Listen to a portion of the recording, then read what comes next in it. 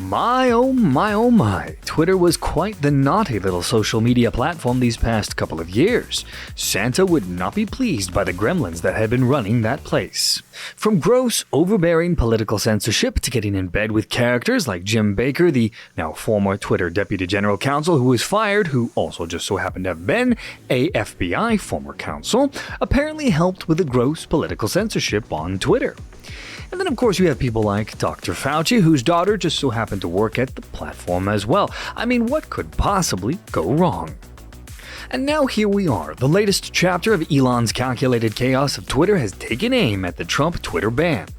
A behind-the-scenes look at how perhaps one of the most dangerous and serious moves ever taken by social media, banning a former president of the United States from the platform. Well, that, my friends, is the topic of today's episode. From the topical umbrella, I am Adrian from the TrialSite News YouTube channel. This is my show, the place where we cover everything.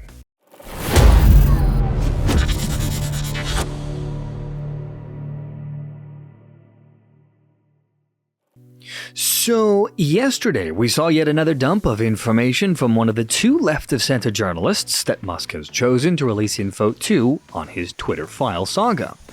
In this case, Barry Weiss unveiled perhaps one of the most sought-after behind-the-scenes information that Americans on the right have wanted to see since Musk took control of the platform. We finally have the behind-the-scenes info on just how Twitter took down a president of the United States from its platform, something that has opened the door to ever-increasing censorship in this country.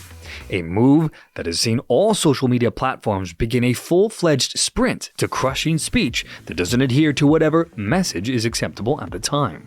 Now, Twitter banned President Donald Trump 2 days after the January 6th incident as employees compared him to Hitler and a terrorist. The tweet in question they wanted to use to ban him with was his tweet saying that, quote, "The 75 million great American patriots who voted for me, America First, and Make America Great Again will have a giant voice long into the future. They will not be disrespected or treated unfairly in any way, shape, or form." Now, according to Weiss's tweet storm, initially the Twitter staff assigned to evaluate the tweets concluded that Trump had not violated Twitter's policy. As one staffer put it, "I think we'd have a hard time saying this is incitement." But this wouldn't satisfy the rabid activist employees, and not too long after Twitter had determined Trump's tweets were not in violation of Twitter policy, the infamous Vijaya Gadde pushed the issue saying, quote, "The biggest question is whether a tweet like the one this morning from Trump, which isn't a rule violation on its face, is being used as coded incitement to further violence." And wouldn't you know it, the words American patriots was then interpreted to refer to rioters, rather than the 75 million voters that Trump was referring to in the tweet. So obviously another huge reveal of the insidious nature of many of the former Twitter employees behind the scenes was shown here. And what do you think was the reaction from most mainstream news media outlets about all of this drama? No, no, no, no.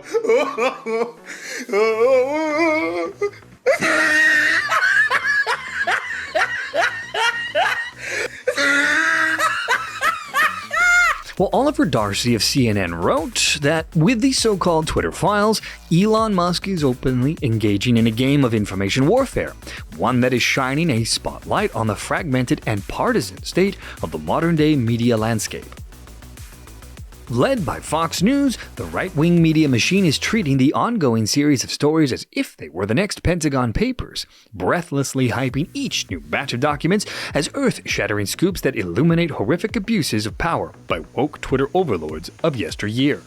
In that distorted universe, Musk is being hailed a hero at the center of one of the biggest stories of 2022. Oliver went on to say that the establishment press, however, has shown far less interest in the documents themselves, with most news organizations outright ignoring various entries in the continuing series. He said that the right-wing media apparatus pushing the story has naturally asserted that the mum reaction is effectively because the mainstream press is made up of left-wing hacks who want to hide the truth from the public. But you know, considering that this is a big story and a lot of regular folks are talking about it, having a large portion of the media outlets that lean left in particular going into blackout mode certainly makes the case for those that question the objectivity of the media. Don't you think, Oliver? But one thing in particular is clear here. the left-leaning mainstream media outlets' choice of turning a blind eye to these explosive stories is continuing to build the narrative in one direction. And it also continues to make Twitter the place to be right now. Amazing, isn't it? Almost as if Elon Musk planned all of this all along. And meanwhile, while all of the focus is on this latest drama on the Twitter files, Musk's Twitter is busy building its 2.0 version of the site with the intention of making it into the Everything app, something that may very well shake up the social media network power structure as it is currently defined, which, of course, unsurprisingly is aggravating activists supposedly within the company who are doing everything they can to try and stall and hinder this transformation. As India Today reported on the matter, Twitter employees are posting anonymous reviews on Twitter 2.0 on the Blind app and are describing the current Twitter work culture as toxic. Musk changed everything, said one anonymous user. It's completely different now. Well, that seems pretty obvious. And then you had another anonymous Twitter employee warning the new hires to, quote, wake up and stay away from Twitter 2.0. And another user warned that Twitter used to be a great place to work because of the culture and the company. And then, of course, there are the obligatory hate stories like this one from UPI News with the title Elon Musk's archaic management style prioritizes profit over people, and in it they claim that Musk is setting a dangerous precedent for other businesses to follow. Why, if his approach to management proves to be successful for Twitter, it could result in other business leaders following his example. Oh no! A company focused on profits and having employees work hard? Oh no, that is so terrible! And so here we are. Panic and outrage from those who are fans of the censorship continues unabated. And while all of this continues to evolve, the wheels keep turning for Twitter in ever more positive ways. Remember that drama over Apple with the ads being pulled from the platform?